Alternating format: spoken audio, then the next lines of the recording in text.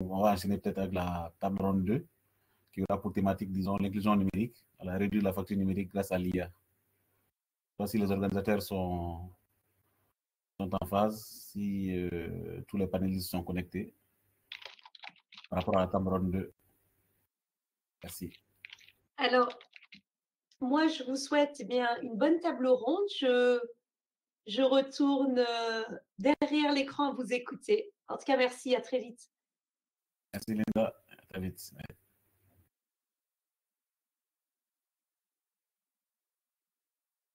Bonjour, docteur Samira. Vous êtes en mute? Voilà, ok, parfait. Apparemment, on est les seuls. Hein? Ah, Mohamed Toumi. Bonjour. Bonjour. Bonjour. Oui. Ok, donc normalement, il y a deux autres qui devaient nous rejoindre, mais il y a Radia Bernawi qui ne sera pas là. Donc, elle a eu un empêchement de lundi. Monsieur Abbassi Wahid, il est là normalement. Voilà. Bonjour tout le monde. Bonjour. Bonjour Samira, bonjour Paul. Et je vois que Wahid est là, je pense qu'il est en train d'arriver.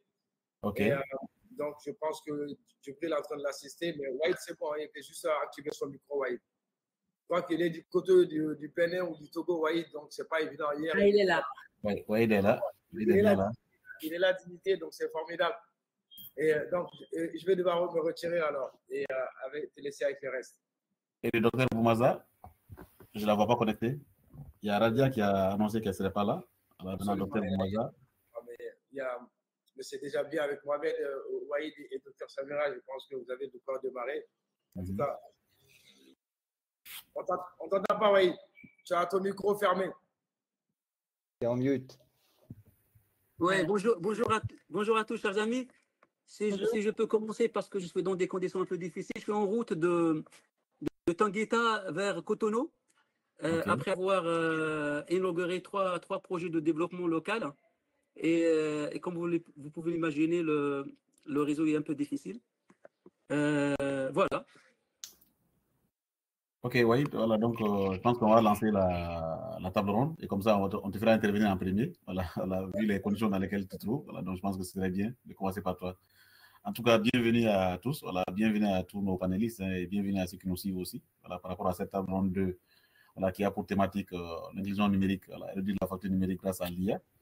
Voilà, déjà un grand merci aux organisateurs d'ici 2024, voilà, pour cette occasion qui nous est donnée de partager ces thématiques qui sont vraiment d'actualité. Voilà, je pense qu'aujourd'hui, tout le monde parle de l'IA, du digital, voilà, de la transformation numérique et tout. Voilà, donc, c'est quand même très bien que des acteurs du sujet voilà, se retrouvent pour discuter. Et ça, vraiment, grâce au CDA, c'est à saluer. Et grand merci à Amadou Diawara et toute son équipe. Voilà, tous les organisateurs qui ont quand même fait de leur mieux, disons, pour la tenue de cette édition 2. Voilà. Donc, pour la thématique proprement dite, voilà, donc le thème est assez clair. Hein, donc, l'inclusion numérique et réduire la facture numérique grâce à l'IA. Donc, je dis, c'est clair que le sujet, voilà, l'Afrique, c'est un continent qui, aujourd'hui, dans tous les tableaux de bord, en fait, on voit le dynamisme qui est au niveau du continent. Voilà, donc, c'est le continent des jeunes, c'est le continent des femmes. Voilà, donc, il y a un vrai boost qui est là au niveau du continent. Mais malheureusement, en fait, voilà, quand on regarde les paradigmes qui sont là, les paradigmes qui sont voilà, du cru là, donc c'est un continent qui souffre voilà, de beaucoup de soucis qui empêchent l'accès du plus grand nombre aux services numériques. Voilà, donc aujourd'hui, on a des pays avec la couverture électricité, la couverture Internet et tout, qui font que, voilà, donc malgré toutes les initiatives qui sont en cours voilà, dans les différents pays, voilà, il y a un vrai channel voilà, par rapport à l'accès du plus grand nombre aux services numériques. Et donc, d'un pays à un autre, voilà, le niveau d'inclusion n'est pas pareil. Il y a des pays, peut-être au niveau de certains, voilà, qui ont beaucoup bougé. Certaines zones ont bien bougé. Certaines zones sont vraiment à la traîne. Donc, ce qui fait que quand on fait le tableau de bord global au niveau du continent, voilà, on n'est pas au mieux. Alors qu'il est clair que, voilà, pour que le continent puisse compter dans les années à venir, il faut réellement une forte inclusion voilà, numérique au niveau de tous les pays. Voilà. Donc, pour cette Cameroun, on aura deux invités d'honneur. Il y a le docteur Samira Deis et puis il y a Wahid Abbassi qui est avec nous. Je pense que comme Wahid l'a dit, voilà, on va rapidement commencer par Wahid qui est un peu dans tout ce qui est ONG et autres, machin. Donc, je pense que voilà, donc l'inclusion numérique et puis comment booster voilà, cette inclusion au niveau des couches les plus défavorisées. Je pense que c'est un peu un créneau dans lequel il pourrait bien se retrouver. Voilà, donc, en tant qu'invité d'honneur, donc je lui laisse un peu partager déjà son avis sur la thématique. et pouvoir abonder en fait dans ce sens-là pour pouvoir nous donner voilà, ces orientations et comment ils voient en fait cette thématique de l'inclusion numérique et comment en fait l'IA, alors aujourd'hui c'est le thème du moment, voilà, donc qu'est-ce que l'IA aujourd'hui en tant que techno voilà, pourrait apporter voilà, cette réduction de la fracture numérique. Voilà, donc Wahid, si tu nous entends bien, ton micro est en mute. Hein? Voilà. Là, c'est bon. Oui, oui, chers amis, bonjour. Donc, en direct de Bénin, j'interviens avec un goût très spécial car je suis au cœur de l'Afrique, dans une mission humanitaire qui vise à participer au développement dans les pays d'intervention dans plusieurs domaines. L'agroécologie, la formation, l'éducation, la santé. Et je pense que le thème d'aujourd'hui, il est très stratégique et important. Celui qui a choisi ce thème, il est franchement, c'est une très très belle réussite. Hein. Et donc, j'aborde ce sujet-là sur l'angle, via 3 angles en vérité. Le premier, c'est comment peut-on réduire la fraction numérique via l'EA. C'est pour moi, il faut faire un investissement stratégique sur l'éducation, le système éducatif. C'est via ce système, via ce canal, via ce levier qu'on peut réduire la fracture numérique et accompagner les populations qui sont dans le, j'allais dire, fragiles. Mais ce point-là, on ne peut pas l'aborder seul dans un environnement déconnecté de son environnement. Et quand je parle de l'environnement, c'est l'écosystème du numérique et de l'intelligence artificielle. C'est le cadre réglementaire, bien sûr, le cadre éthique et la gouvernance politique. Donc, c'est des éléments importants pour justement, pour que ce choix stratégique qui est l'éducation soit validé, adopté. Il faut qu'il soit abordé dans ces 3 éléments, ces 3 cadres. Donc, la gouvernance politique, il faut travailler le cadre réglementaire et troisièmement, bien sûr, et j'ai entendu ce matin, ce point-là a été très abordé, qui est l'élément éthique. Parce que tout simplement, on parle beaucoup de la triche, l'instrumentalisation des données privées et la manipulation des données en général. Mais le plus important, ce n'est pas ça pour moi. Le plus important, c'est le lien avec la connaissance et la science. C'est ça le plus important. Voilà. Voilà. Oui, voilà, donc toujours pour abonder, voilà, donc je pense que dans ton introduction, tu as bien parlé du fait que voilà, l'importance de l'éducation. Effectivement, on ne peut pas parler d'inclusion s'il n'y a pas d'éducation et de formation, en fait, voilà, cette fameuse couche-là, sur ces différentes technologies. Donc, j'aimerais bien que tu nous parles un peu, en fait, de comment pourrait-on, en fait, transformer les systèmes éducatifs, voilà, disons, au niveau du continent, voilà, pour être en phase avec ces attentes-là. Donc, est-ce que réellement il y a des initiatives en ce sens, voilà, dont tu pourrais en parler, disons, et qu'est-ce qui peut être fait, voilà, donc, disons, dans les différents pays, pour que peut-être les programmes d'enseignement qui sont mis en œuvre là, puissent tenir compte de cette thématique-là. Parce qu'aujourd'hui, en fait, en Afrique, très souvent, les programmes ne sont pas alignés avec les réalités du moment. Voilà, donc, les programmes sont restés tels. Voilà, donc, depuis des années, en fait, c'est les mêmes programmes qui sont souvent, voilà, qu'on rabâche souvent. Et ce n'est pas souvent en phase. Donc, ce qui fait que la formation finale, voilà, donc les jeunes qui sortent là, voilà, ne sont vraiment pas en phase par rapport aux réalités du marché. Voilà, ce qui fait que c'est souvent un gap, même par rapport à tout ce qui peut booster.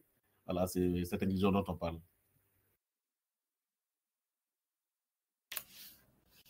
Wahid? Ah, il est parti. Je pense qu'il a des soucis parce que apparemment ça bouge, l'image bouge chez lui, là, donc il est peut-être en déplacement. Donc peut-être, docteur Samira, voilà, donc je ne sais pas si on pourrait te poser la même question parce que bon, la thématique éducation est autre. Ok, en guise d'introduction, après je vais répondre à votre question. Donc, mesdames et messieurs, chers invités, chers participants, bonjour. C'est avec une grande joie et un profond sentiment de responsabilité que je me tiens devant vous aujourd'hui en tant qu'invité d'honneur pour parler d'un sujet qui me tient particulièrement à cœur, donc l'inclusion numérique et le rôle essentiel de l'intelligence artificielle peut jouer pour réduire cette fracture, cette fameuse fracture numérique. Je profite de cette belle rencontre pour remercier les organisateurs, à leur tête, M. Amadou, pour cette invitation, pour ce choix pertinent de thèmes ou de thématiques, et ainsi que pour la confiance renouvelée. Donc, parlant d'inclusion numérique et de fracture numérique, je dirais surtout dans un monde où la technologie évolue rapidement, donc nous devons veiller à ce qu'une personne ne soit laissée pour compte. Nous vivons tous pratiquement à une époque où la technologie évolue avec une vitesse fulgurante. Je me rappelle, l'intelligence artificielle, autrefois réservée à la science-fiction, fait désormais partie de notre quotidien. Malgré ces avancées spectaculaires, disons, une partie de la population mondiale reste exclue des bénéfices que peut offrir cette révolution numérique. On note, d'après les dernières statistiques, on note environ 2,7 milliards de personnes dans le monde ne sont pas toujours connectées, malgré une augmentation de plus de 66% depuis 2023 par rapport aux personnes connectées. Donc, je dirais ce chiffre est alarmant dans un monde où l'accès à l'information et aux services en ligne est essentiel pour le développement non seulement personnel, mais aussi économique. C'est ici que se posent les questions fondamentales. Comment pouvons-nous rendre cette révolution inclusive pour tous, sans oublier que cette fracture numérique représente un enjeu mondial? Pourquoi ce sujet est-il important pour moi d'ailleurs? Je dirais que l'inclusion numérique n'est pas seulement une question d'accès à Internet ou à la technologie. Il s'agit de garantir que chaque individu, quel que soit son âge, quel que soit son sexe, quelle que soit sa situation géographique ou son niveau socio-économique, puisse bénéficier des opportunités offertes par le numérique. Donc, trop souvent, la fracture numérique accentue les inégalités, particulièrement dans les domaines clés tels que l'éducation, l'emploi et l'accès aux services publics. Si vous permettez, après, on va développer autour de la table. Donc, je pense que ce sujet me touche tout particulièrement en tant que consultante formatrice internationale et aussi chercheuse. J'ai vu de mes propres yeux, à travers mes voyages, comment l'accès à des solutions numériques performantes peut transformer des projets et des communautés entières. De plus, au cours de mes interactions avec divers secteurs, il m'est apparu évident que l'intelligence artificielle peut jouer un rôle catalyseur dans la réduction de cette fracture numérique.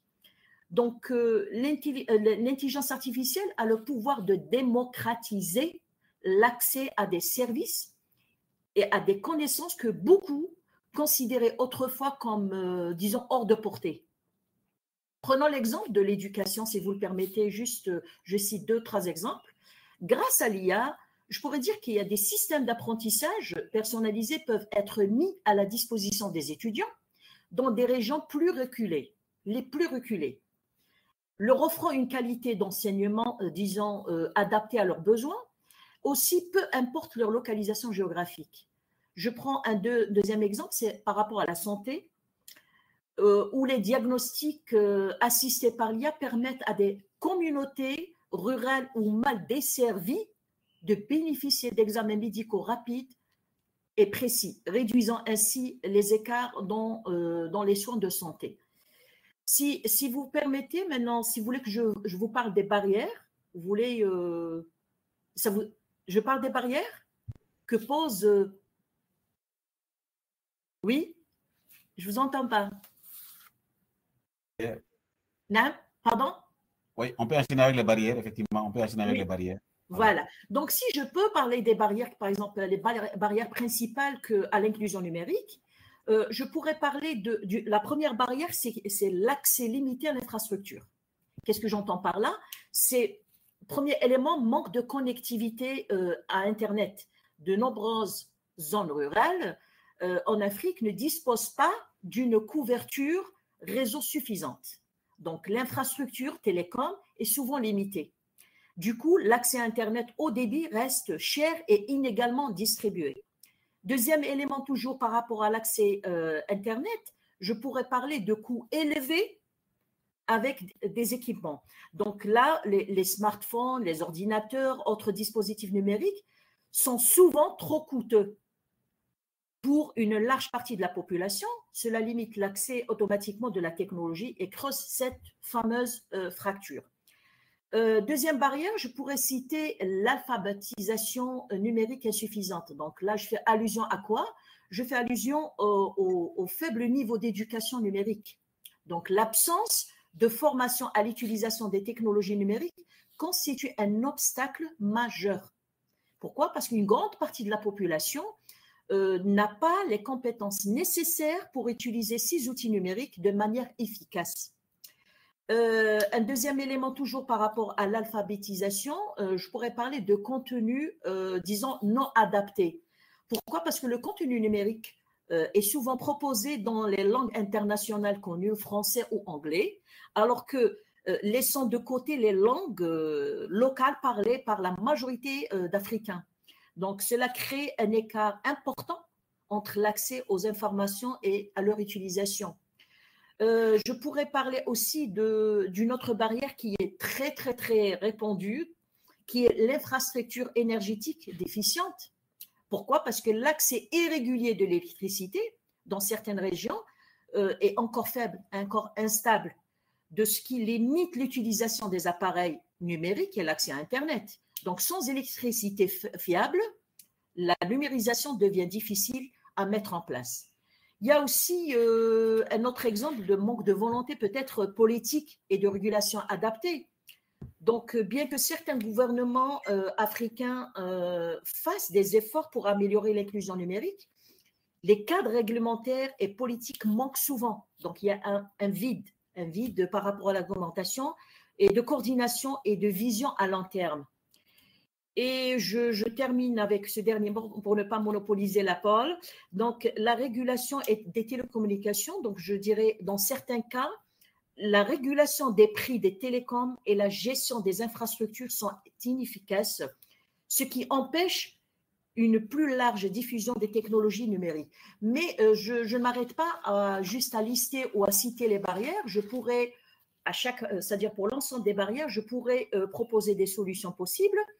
Pour réduire ces barrières, donc, on doit investir dans des infrastructures réseau, en particulier dans les zones rurales, les zones non desservies, offrir des formations en compétences numériques à tous les niveaux de la société, encourager les politiques, disons les politiques publiques, favorisant l'accès abordable aux technologies. Quand je dis abordable, je fais allusion aussi au coût, renforcer l'égalité des genres dans l'accès aux technologies numériques, parce qu'il y a ce qu'on appelle l'exclusion numérique des femmes par rapport à leur culture, des socio-économiques, tout ça.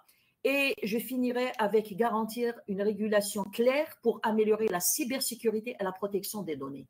Voilà concernant mon introduction et les barrières. Voilà. Merci. Voilà. Merci, docteur.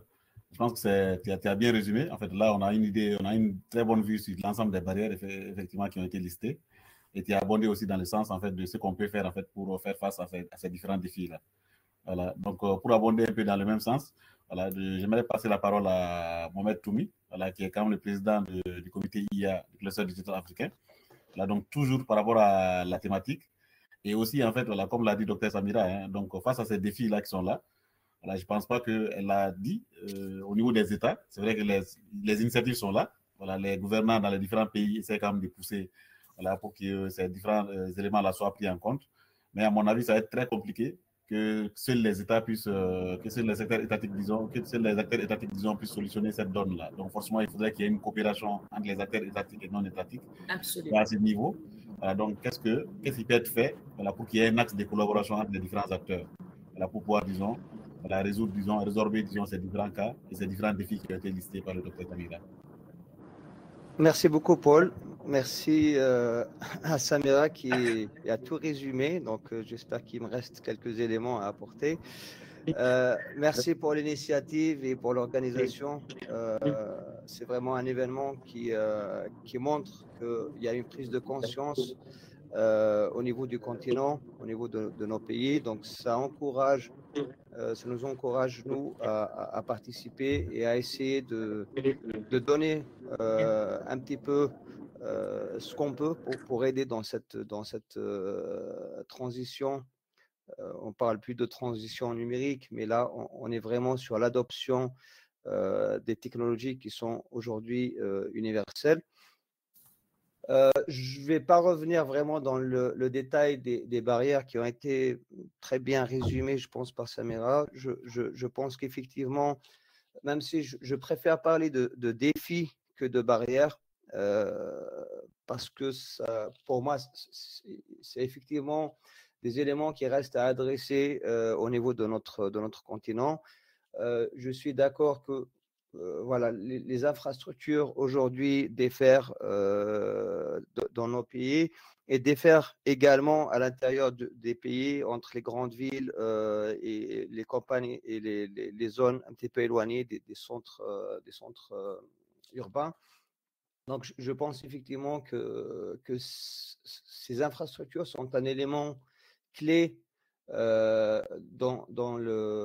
l'élaboration de systèmes et de mécanismes qui permettent l'inclusion numérique à différents niveaux. Donc, on parle de niveau des citoyens, mais également des entreprises technologiques qui sont là et qui ont un petit peu besoin d'avoir des accès des fois un peu plus sophistiqués qu'un accès à Internet ou un accès à l'électricité. Dans la table ronde juste avant, on parlait des supercomputers, donc des compétences, des capacités HPC qui sont déployées dans certains pays, notamment en Amérique et en Europe, qui permettent de soutenir des projets de développement de technologies telles que l'intelligence artificielle et pour lesquels, si on regarde au niveau du continent africain, on n'a aucun supercomputer donc au niveau du continent, ce qui est vraiment dommage. Au niveau d'Internet, effectivement, on parle aujourd'hui de projets futurs pour l'utilisation des drones ou l'utilisation des satellites pour la connexion à Internet. Ça reste pour moi au niveau théorique, donc on espère que ça arrive un jour et que ça se fasse, mais pour l'instant, on est toujours dans le théorique. J'espère que ça se fera. Mais effectivement, donc, si on aborde la question d'un point de vue gouvernance et implication des États et gouvernements, je pense qu'il y a un certain nombre d'actions et d'initiatives qui doivent être initiées par les pays africains, notamment le renforcement des partenariats publics-privés, donc travailler davantage avec les startups et entreprises technologiques africaines dans de nombreux projets de digitalisation et autres. On voit de plus en plus de startups africaines ou d'entreprises technologiques africaines qui répondent à des appels d'offres de digitalisation, etc. Mais à mon sens, c'est pas suffisant. On continue à faire appel à des prestataires étrangers. Donc, certes, on a besoin de leurs compétences, des solutions digitales ou autres qui mettent en place sur le terrain. Mais à la fin de ces projets-là, il n'y a aucun transfert technologique qui se fait au niveau africain. Donc, c'est c'est un partenariat un petit peu dans un sens unique. Donc, je pense qu'il faudrait encourager davantage des partenariats donc, avec des entreprises nationales et sur le continent africain. Il peut y avoir aussi ce qui se fait dans de nombreux pays, des incitations fiscales et des subventions pour des entreprises technologiques qui développent ici on parle de l'intelligence artificielle, donc qui développent des LLMs indépendants donc des modèles américains et européens et qui peuvent prendre en compte la spécificité africaine. On a parlé tout à l'heure de données sur lesquelles se base l'intelligence artificielle. Donc, effectivement, il faut qu'il y ait aussi des politiques de partage de données au niveau des États. il y a de plus en plus dans les pays européens et américains une culture d'utilisation secondaire des données. Il faudrait aussi qu'on la mette en place dans nos pays. Donc, les données qui sont utilisées une première fois dans le domaine médical, dans la santé, dans les transports, dans d'autres secteurs, peuvent être utilisées pour entraîner de l'intelligence artificielle et peuvent donner de la valeur ajoutée à d'autres secteurs d'application. Je ne vais pas revenir dans le détail sur la formation, ça a été dit 2 fois déjà. Donc, je pense que effectivement, les programmes de formation et d'éducation doivent être renforcés et adaptés au numérique, parce qu'aujourd'hui, ceux qui veulent faire de la formation dans le numérique vont sur des programmes qui sont exclusivement dans les technologies numériques. Mais sur les technologies de l'avenir, on a besoin également des gens de l'éthique, des gens de la psychologie qui sont formés aux technologies numériques. Une intelligence artificielle en tant que technologie, elle ne peut pas être mise en œuvre simplement avec des ingénieurs ou avec des chercheurs dans la sphère numérique. Donc, je pense qu'il faut qu'il y ait une adaptation des programmes et des programmes de formation pour inclure des modules numériques, de l'intelligence artificielle, du big data, de toutes les technologies qui permettent aujourd'hui aux gens de comprendre comment ces technologies fonctionnent, quels sont les risques, quels sont les avantages et inconvénients de ces technologies-là. On a remarqué chez nous une adoption massive d'utilisation, par exemple, de tout ce qui est réseaux sociaux en Afrique. On voit aujourd'hui que tout le monde utilise les réseaux sociaux. Je dirais ce qui manque, c'est une sensibilisation à comment fonctionnent ces réseaux sociaux, quels sont les risques, quelles sont les opportunités, etc. Donc, il faut qu'il y ait un encadrement d'utilisation de la technologie. Donc ça, c'est au niveau de l'éducation, mais ça devrait être aussi au niveau effectivement réglementaire, où les réglementations doivent prendre en considération l'aspect d'essayer de minimiser un petit peu les menaces et les risques des technologies, tout en permettant aux entreprises d'innover, permettre à des projets au niveau académique ou au niveau des startups d'être déployés dans des phases de test. On parle des sandbox, par exemple, qui peuvent bénéficier de réglementations un petit peu temporaires ou allégées pour permettre des tests et des projets pilotes.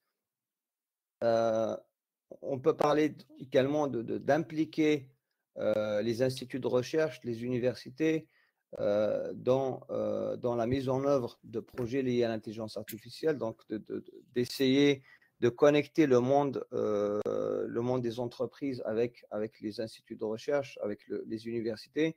Là encore, il peut y avoir des passerelles entre les deux, et en utilisant, par exemple, les données qui existent dans nos pays, les données africaines, il peut y avoir des résultats, des produits de l'intelligence artificielle qui prennent en compte les spécificités des pays africains. Donc, je pense que globalement, c'est à ce niveau-là que les États peuvent intervenir. Je vais citer un exemple d'un projet européen qui vient d'être mis en œuvre, enfin qui est lancé. On parle de EA Factories, donc des usines de l'intelligence artificielle, dans lesquelles on essaye d'inclure toutes les couches de l'économie dans ces projets-là. Donc, ça se base sur des infrastructures technologiques très puissantes qui permettent de se connecter à des GPU et des CPU, donc des capacités de supercomputing, en travaillant avec des entreprises technologiques qui utilisent déjà l'intelligence artificielle, mais étrangère.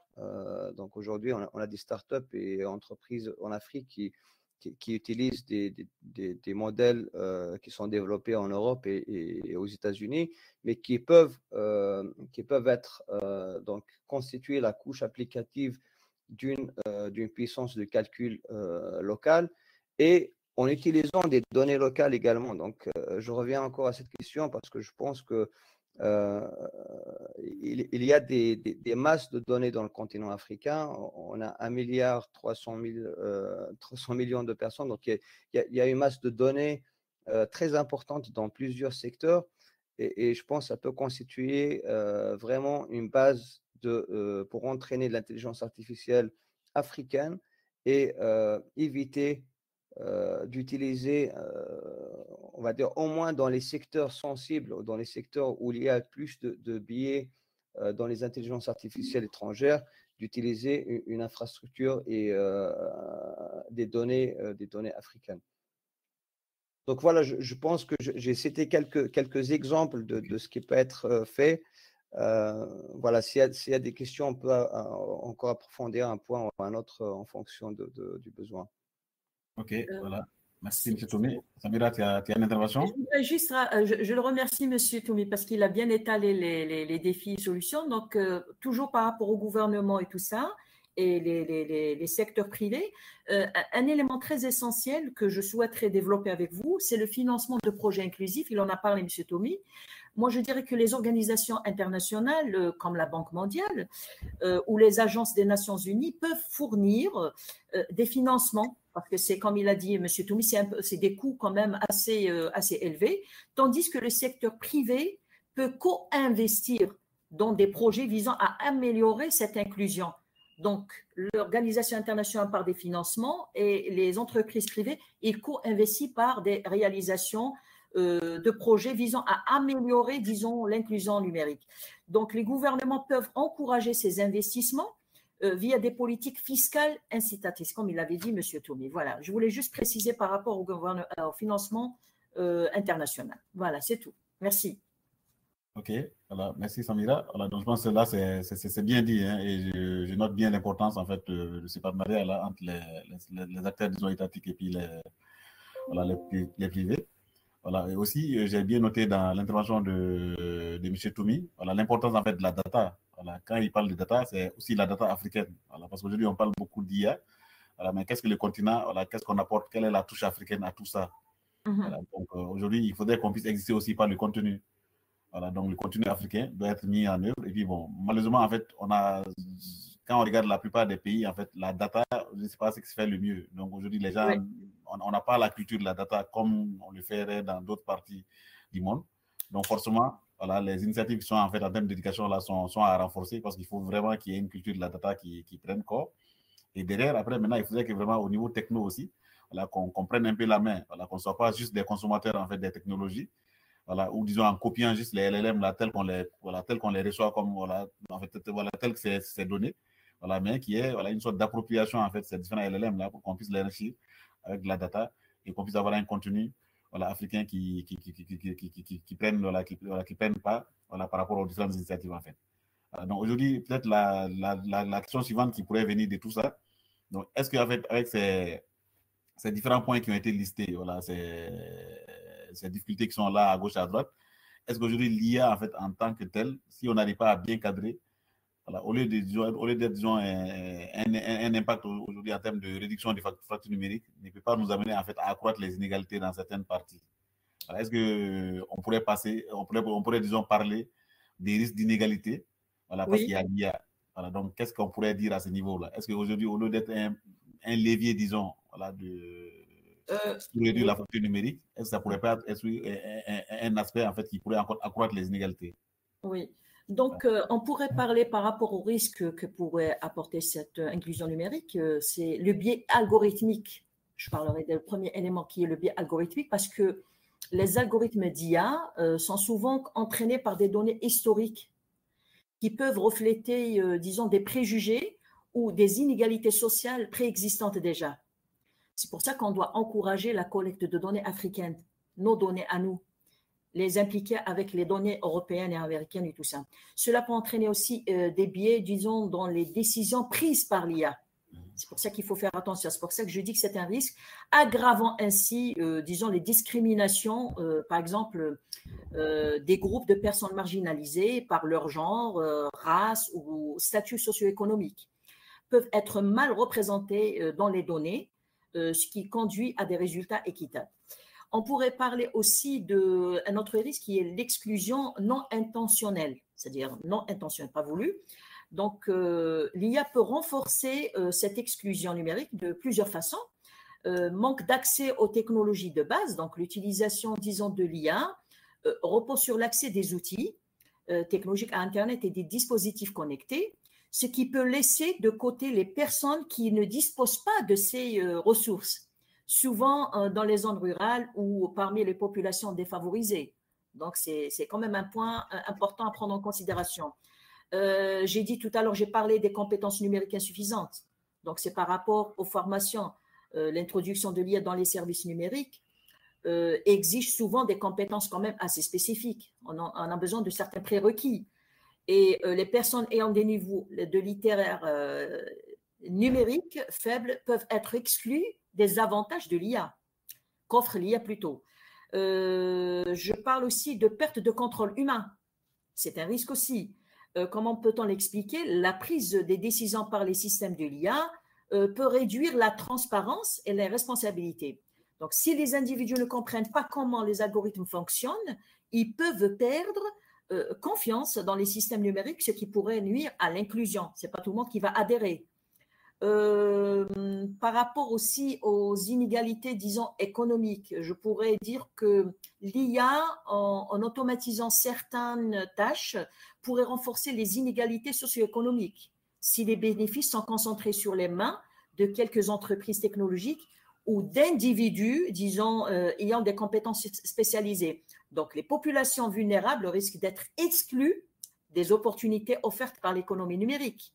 Donc, voilà grosso modo quelques risques que j'ai notés de mon côté. On peut parler aussi de l'impact, qui est un risque aussi, l'impact sur l'emploi et la formation. Si l'IA est mal intégrée, donc elle peut contribuer à une automatisation, disons, accrue des emplois et réduisant ainsi les opportunités pour les travailleurs peu qualifiés. Donc, c'est un risque aussi. Cela pourrait creuser davantage la fracture numérique et renforcer les inégalités d'accès aux opportunités économiques. Donc, il y a une partie quand même des avantages, mais il y a certains défis, plutôt certains risques auxquels il faut faire attention. Et moi, je vois comme solution potentielle à certains risques, ou pour minimiser ces risques, je parlerai de conception éthique, puisqu'on a parlé tout à l'heure d'égalité et tout ça, d'inégalité.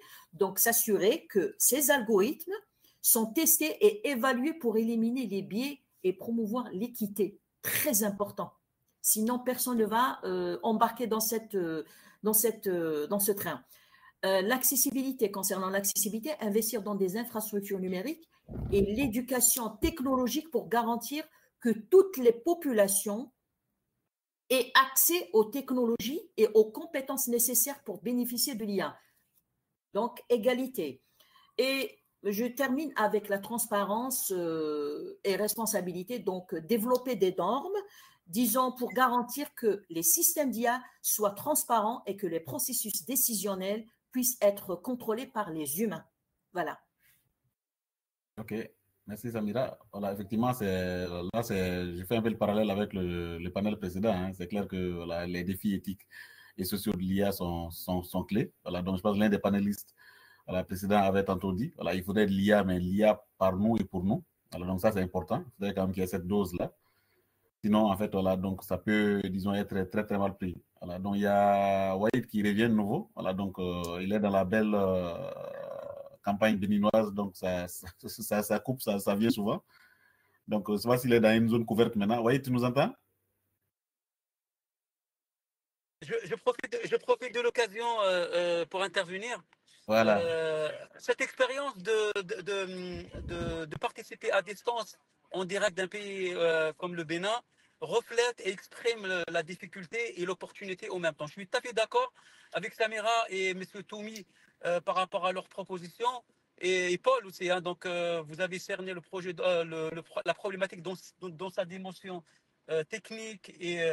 Mais si j'ai abordé 2 sujets sur 3 concernant l'éducation et le cadre réglementaire, en fait, je pense que ces 2 éléments sont le périmètre de l'État. C'est pour ça, moi, je veux poser l'autre question peut-être qui fâche un peu, mais macro-politique.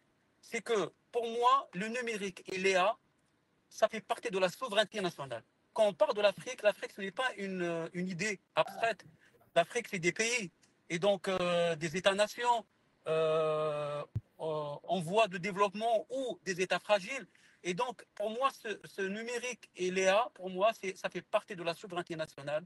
Il faut que la gouvernance politique soit vraiment au cœur de cette dispositif, de cette stratégie, parce que c'est comme le nucléaire, au fait.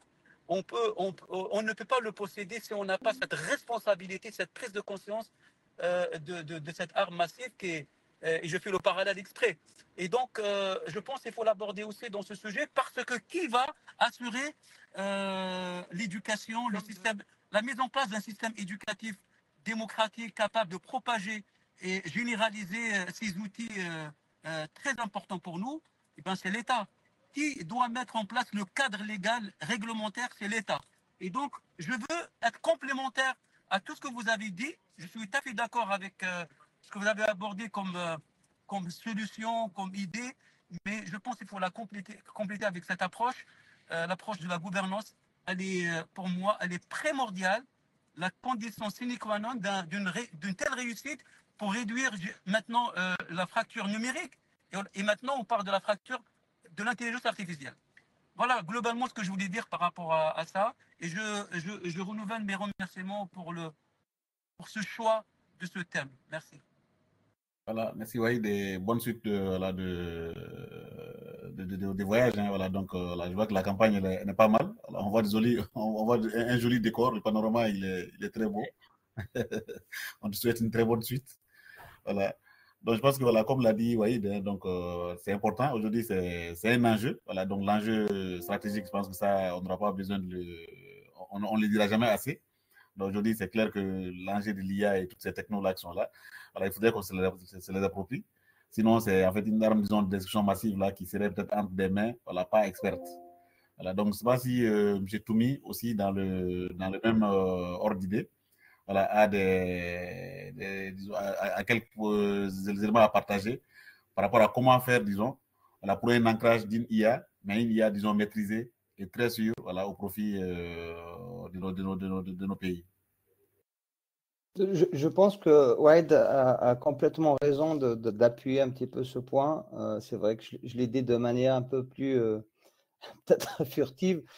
C'est vrai qu'il faut vraiment lui donner cette dimension-là parce que c'est vrai qu'on voit aujourd'hui des investissements de nos pays sur je dirais pas sur des projets qui ne sont pas nécessaires ou importants pour le développement de nos pays, mais qui, si on prend toute la dimension, qui peuvent devenir secondaires par rapport à cette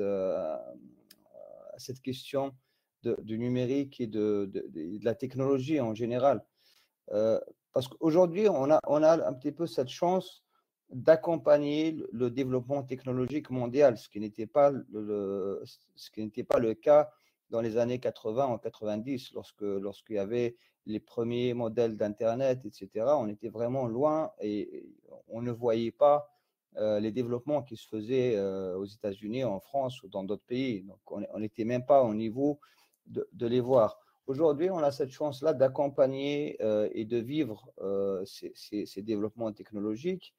Et je dirais que c'est une chance aussi de pouvoir récupérer le retard d'un point de vue technologique. Aujourd'hui, pour développer certains projets, notamment avec l'intelligence artificielle, nous n'avons pas besoin de refaire la révolution industrielle ou de repasser vraiment par l'invention du moteur pour revenir à cette technologie. Et plusieurs pays dans le monde l'ont prouvé. On a des pays qui étaient il y a une dizaine d'années vraiment dépendants de ressources alimentaires ou d'autres produits qui sont aujourd'hui à la pointe de la technologie et qui sont fournisseurs de grandes puissances économiques. Donc, il suffit de mettre un petit peu l'accent sur cette nécessité et comme l'a dit Waïd, donc vraiment de mettre dans les priorités nationales des pays africains ces développements de technologie, de sensibiliser également, beaucoup le sont, mais sensibiliser les patrons, donc les directeurs d'entreprises, etc., sur le fonctionnement de ces technologies, parce qu'un des points qui a été souligné par Samira, c'est les risques liés à l'emploi. Donc aujourd'hui, on peut voir des gens qui licencient en masse parce qu'ils pensent que l'intelligence artificielle va résoudre tous les problèmes de l'entreprise. Donc il suffit de garder 2-3 fonctions support et on remplace les employés avec l'intelligence artificielle. La suite était souvent l'échec de ceux qui l'ont fait parce que l'intelligence artificielle n'est pas là pour remplacer l'humain. Et ça, il faut qu'on en prenne conscience. L'intelligence artificielle est une technologie qui est là pour le confort de l'humain, donc qui peut nous aider vraiment dans certaines tâches que l'humain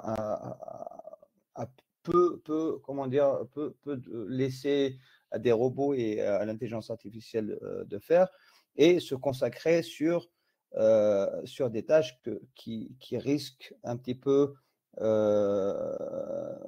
de produire des résultats néfastes si on les donne à l'intelligence artificielle et si on les confie. Maintenant, bon, je pense que les challenges ont été un petit peu cités assez complètement par Samira. Je rajouterais juste à un des challenges qui est celui de la propriété intellectuelle. Et je remets l'accent sur la sensibilisation parce qu'aujourd'hui, c'est un point de discussion même dans les grands pays qui développent eux-mêmes la technologie. Lorsqu'on alimente l'intelligence artificielle avec des œuvres, avec des livres, avec des citations, avec des revues scientifiques, le résultat est le produit de qui et l'œuvre de qui. Donc jusqu'à maintenant, il y a beaucoup de discussions. Il ne faut pas que ce soit un jour un problème pour nos créateurs, pour nos écrivains, pour nos chercheurs, etc. Donc, le cadre réglementaire devra inclure cette thématique-là. Parce que si on dissuade tout le monde de produire, si on revient à ce que je disais sur les données, aujourd'hui, si on veut poser la question à ChatGPT sur l'histoire d'un pays africain, vraisemblablement, les réponses vont se baser sur des livres ou des citations faites par des Européens ou des Américains. Il y a peut-être très peu de références africaines qui ont été introduites dans l'analyse des données. Et donc, on peut avoir des réponses qui sont biaisées et des fois complètement avec un point de vue autre que celui qu'on recherche. Donc, ce que je veux dire par là, c'est vraiment de sensibiliser tous les créateurs de contenu à prendre connaissance de l'existence de ces modèles, de comment ils fonctionnent et leur permettre de protéger leurs œuvres et leurs produits. Voilà, globalement, je pense que moi, je préférerais parler davantage d'opportunités que de challenge parce que de toute manière, toutes les inventions technologiques, tous les avancements au niveau de l'économie ont des challenges. Il faut bien sûr les comprendre dès le départ. Il faut les mettre, comme on dit, by design dans ce qu'on fait. Maintenant, il ne faut pas que ce soit un obstacle parce que si alors, ce sera le scénario dont je ne veux pas parler, mais si on rate cette vague technologique qui est aujourd'hui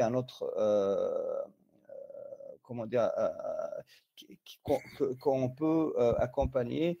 Je pense que la prochaine vague technologique va vraiment faire la différence entre notre continent et les autres continents, sachant qu'il y a vraiment du potentiel, comme on a été dit plusieurs fois dans cette table ronde et dans les autres. Il y a du potentiel au niveau de la jeunesse, il y a du potentiel au niveau des ressources. Aujourd'hui, les métaux rares africains sont utilisés pour produire des semi-conducteurs et produire des puces dans d'autres pays. Il faudrait qu'il y ait cette souveraineté de récupérer un maximum de technologies sur le continent africain, de développer l'infrastructure pour nos concitoyens et d'amorcer cette inclusion à plusieurs niveaux, je dirais au niveau social et sociétal, mais aussi au niveau économique. Ok. Alors, merci, M. Toumi. Voilà, donc je note bien que c'est bien le continent. Là, on a le continent qu'il faut pour tout ce qui est ressources et tout ce qui est potentiel. Voilà, donc, continent à fort potentiel. Voilà, continent aussi où il y a les ressources qui font légion. Donc, maintenant, on avait commencé par l'éducation et j'aimerais bien aussi revenir à l'éducation là, peut-être pour terminer. Voilà, donc, je reviens un peu à Dr Samira. Mais pour moi, aujourd'hui, en fait, est-ce que les risques en fait, qu'on court aujourd'hui, ce n'est pas le fait qu'en fait, nos programmes, malgré tout ce qu'on dit là, sont restés figés. Voilà, parce que comme on l'a vu tout au long du panel, là, c'est clair qu'aujourd'hui, l'intelligence artificielle va changer la donne par rapport à certains métiers. Alors que l'université africaine, quand on regarde le contenu de nos formations classiques, là, ça forme encore à l'ancienne. Donc, c'est les mêmes types de formations qu'on rabâche.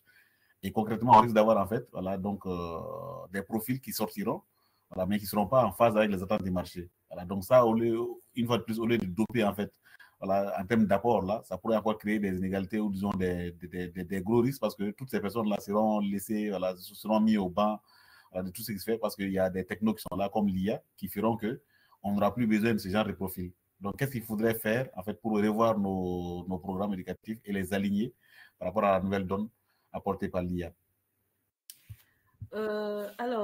Pour voir comment cette IA pourrait contribuer à cette démocratisation à l'éducation, moi je dirais d'abord, on doit penser aux enseignements à distance et plateformes mobiles, ce qui va réduire pas mal de bobos. Donc, les technologies d'IA peuvent améliorer considérablement l'enseignement à distance, ce qui est essentiel pour les zones, disons, rurales et isolées, éloignées. Donc, des cours en ligne et des plateformes d'apprentissage mobile permettent aux étudiants de suivre des formations, même sans école physique, donc à proximité. Des chatbots éducatifs peuvent fournir aussi un soutien, disons, continu et répondre aux questions des élèves, comblant ainsi le manque d'instructeurs en direct. C'est déjà un avantage aussi. Je pourrais parler aussi d'outils de traduction et de soutien linguistique. L'IA peut surmonter les barrières, disons, linguistiques en traduisant les contenus éducatifs dans les langues locales.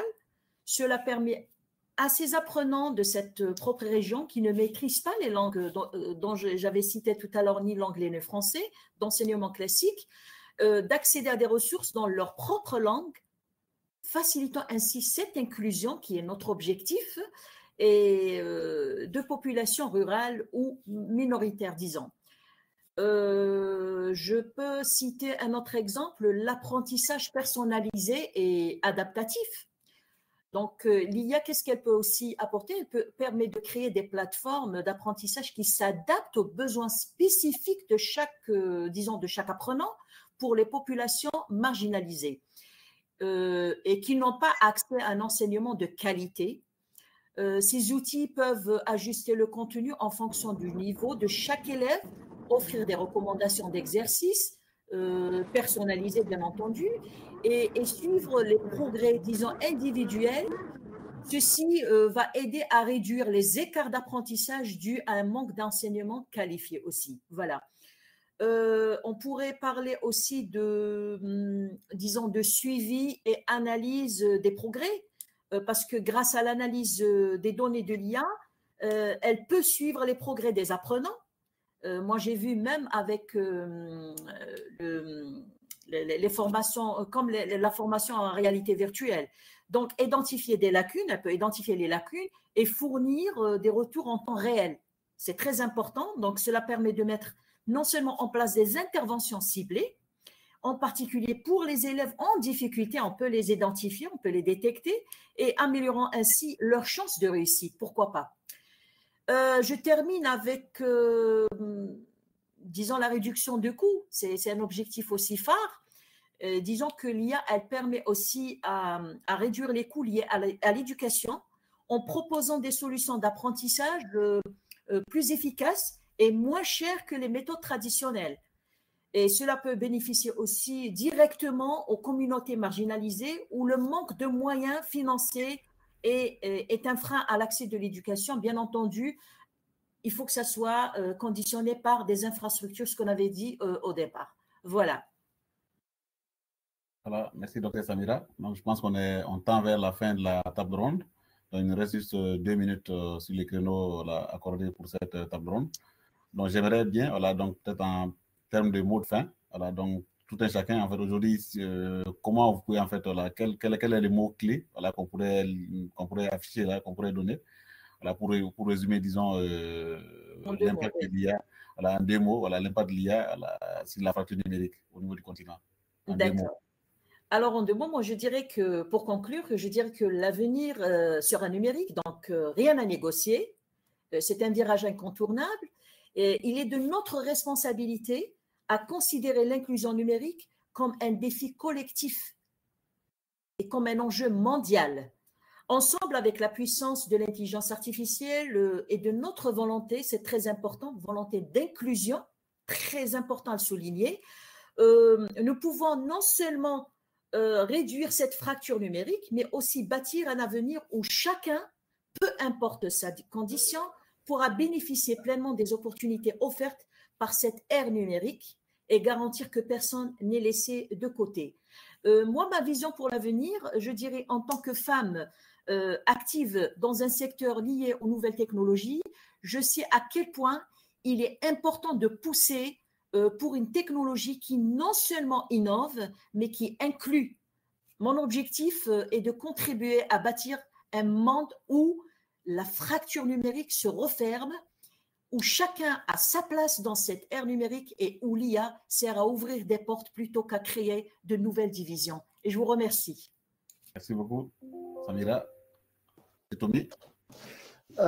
Je serai dans le même esprit que Samira, donc je pense que l'intelligence artificielle est là, donc on va l'utiliser certainement, nos enfants vont l'utiliser, il faut être responsable, comme l'a dit Samira, et construire dès maintenant, tout de suite, le cadre réglementaire, l'infrastructure, tout ce qui permettra de mettre en œuvre ces technologies, sensibilisant tout le monde, ceux qui ont les données, ceux qui ont l'argent, ceux qui ont les moyens d'aider dans cette deuxième révolution, je dirais, numérique pour le continent africain.